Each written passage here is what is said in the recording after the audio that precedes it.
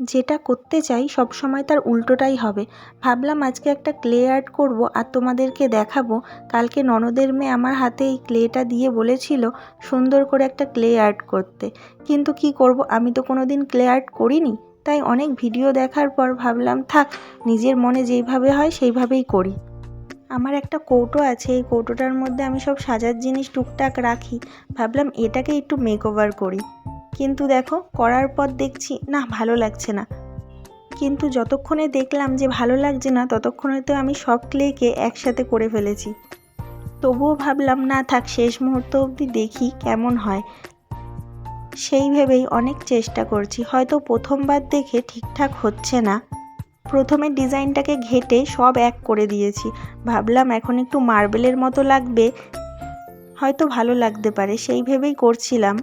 শেষ মুহূর্তে কেমন রেজাল্ট আসে দেখার জন্য ওপরটা একটু সুন্দর করে গোল গোল করে ক্লেগুলো দিচ্ছিলাম, যাতে একটু মার্বেলের মতো দেখতে লাগে। জানি না কেমন হবে। ও এত ভালোবেসে আমাকে ক্লেটা দিল, বলল এত সুন্দর করে করতে, কিন্তু আমার দ্বারা তো হলোই না। সব কিছু তো আর সবার দ্বারা হয় না, তাই তো বলো।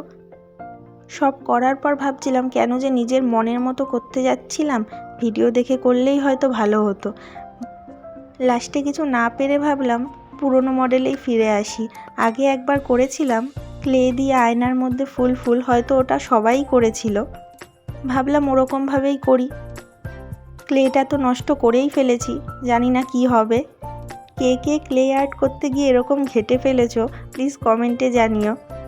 পরের বার আমি চেষ্টা করব খুব সুন্দরভাবে করার জন্য। জানি তোমাদের এই ভিডিওটা একদমই ভালো লাগবে না। আমি কিন্তু শেষ মুহূর্ত অবধি চেষ্টা করে গেছি যাতে ক্লেটা দিয়ে কিছু একটা বানানো যায়। লাস্টে এই ফুলটাই আমার মাথায় আসলো, পরপর এরকম ফুল দিয়ে বানানোর চেষ্টা করলাম। প্লিজ জানিও আমার এই ঘেটে যাওয়া ভিডিওটা তোমাদের কেমন লাগলো।